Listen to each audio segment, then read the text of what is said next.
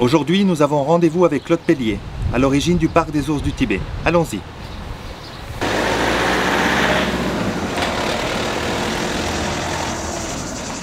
Alors moi, je m'en suis occupé depuis l'arrivage des premiers en 1974. Et donc là, les premières années, pendant 2 ans, ça a été un apport, c'est-à-dire on a eu du mal à trouver des ours du Tibet, et donc on en prenait 2 à droite, 2 à gauche, 2 à Douai, 2 qui venaient du Danemark, il y en a 4 quand même qui venaient directement des Indes. De ci, de là, on avait même des particuliers qui avaient des ours chez eux. Il y en a 2 qui s'appelaient Jenny et Blackie, qui venaient d'un particulier, un Suisse, qui avait une propriété vers Montpellier. Pourquoi des ours à 6 gens? Le créateur avait un petit point faible pour les ours.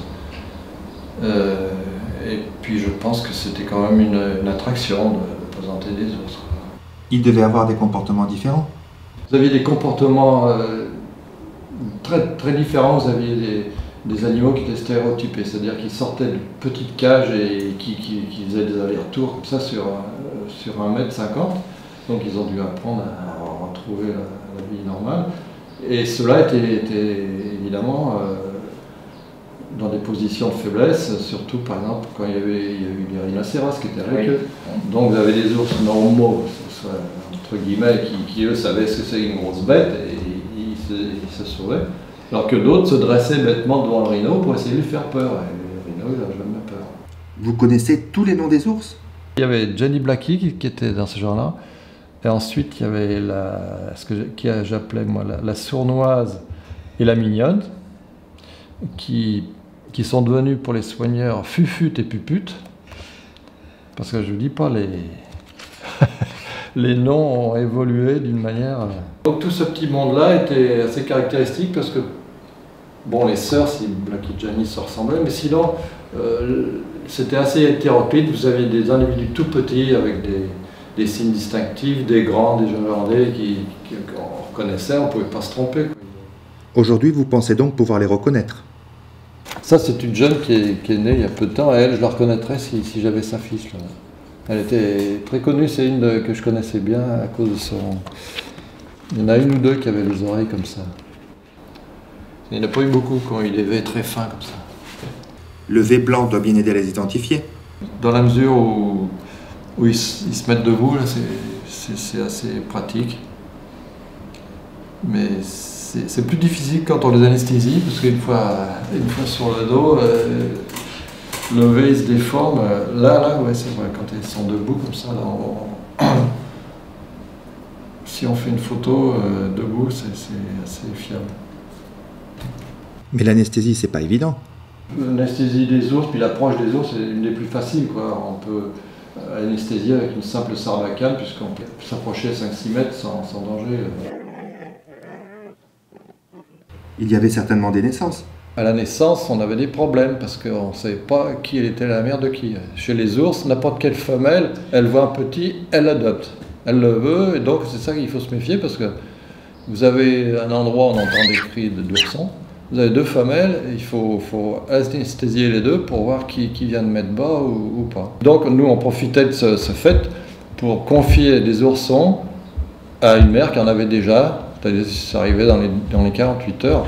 Une mère qui en avait qu'un, par exemple, on lui donnait une autre qui on savait qui était douteuse pour l'élevage, on lui donnait les 2, et des fois on a même eu des femelles qui ont élevé 4 petits, et on apportait une compensation alimentaire, quoi.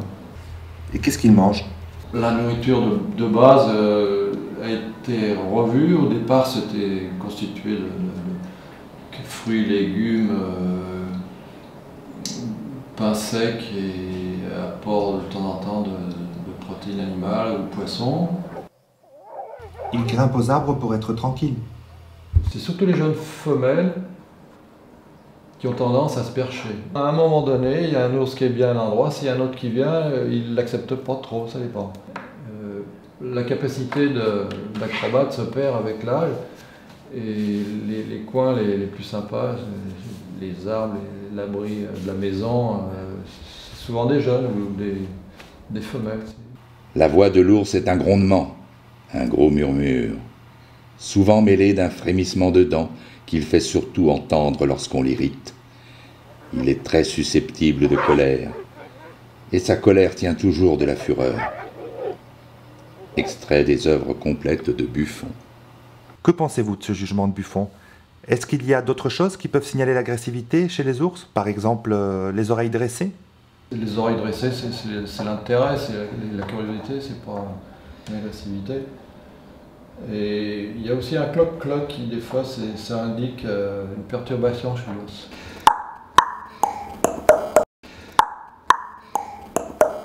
On a souvent dit que Konrad Lorenz, le père de l'éthologie et prix Nobel de médecine, savait parler aux oiseaux.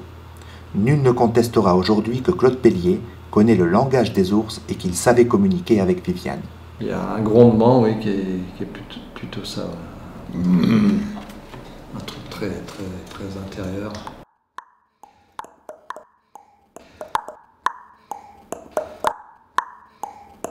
C'est ici que se termine notre petite escapade avec les ours du Tibet. Notre prochain rendez-vous avec Claude Pellier sera consacré aux éléphants. À très bientôt.